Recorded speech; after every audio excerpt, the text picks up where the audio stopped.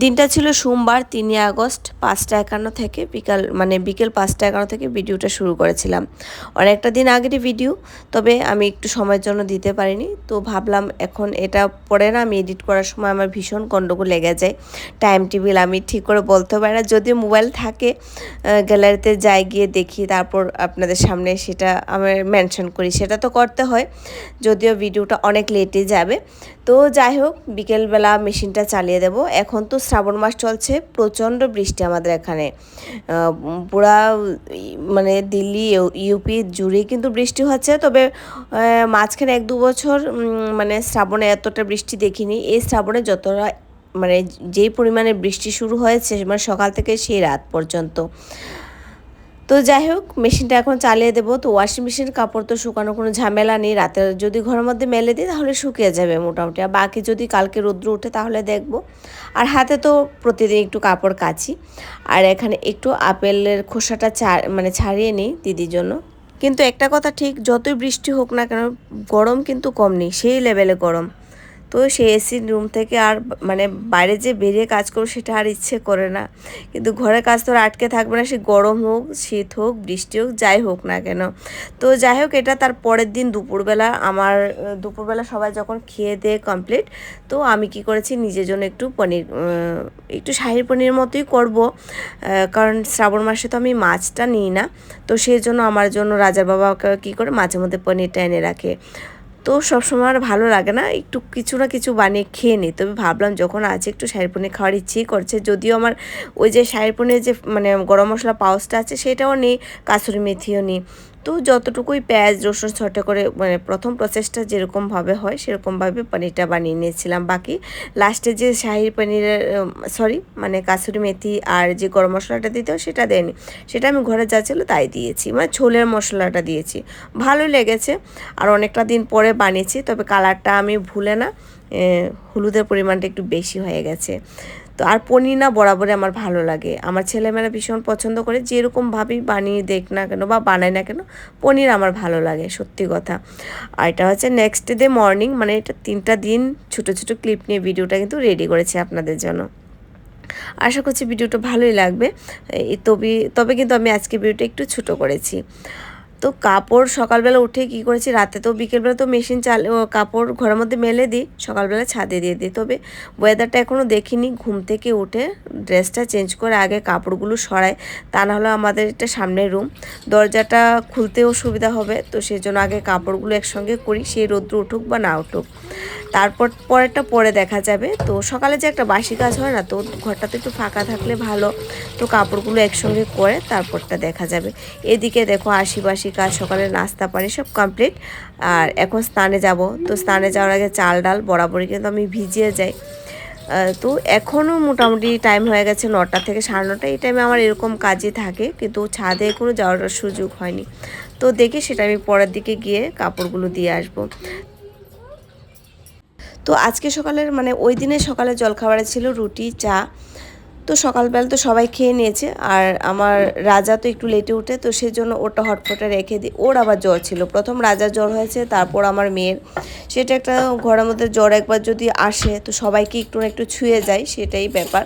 তো ওকে আমি একটু ওই ঠান্ডা লেগেছে বলে হানি দিয়ে না ওই একটু রুটির মধ্যে লাগিয়ে দিই, স্প্রেড করে দিই।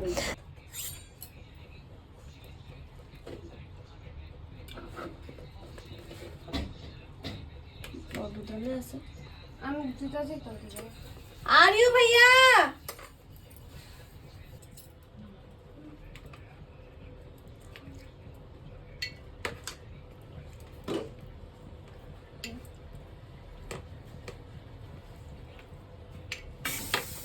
জল দে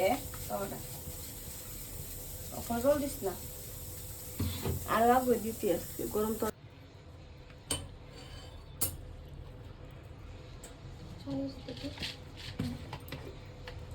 ডাকুনটা দে, তোর কাছে ডাকুনটা দিস না।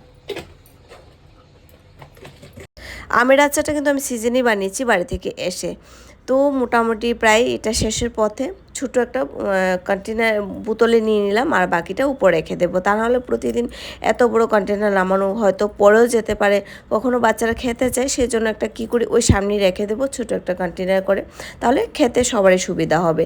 আর এটা একটু মাঝে মাঝে রৌদ্রেও দিই, তো রৌদ্রটা দিয়েছি বলে কিন্তু ওই ঢেলে নিয়েছি, মানে ভাগ করে নিলাম।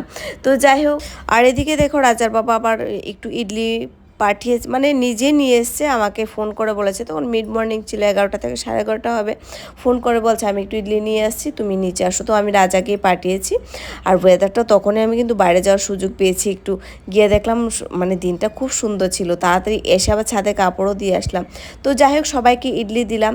আর ইডলিতে ছিল সাম্বার, চাটনি, ওসব ছাড়া তো ইডলি এমনি তো মানে অধুরা।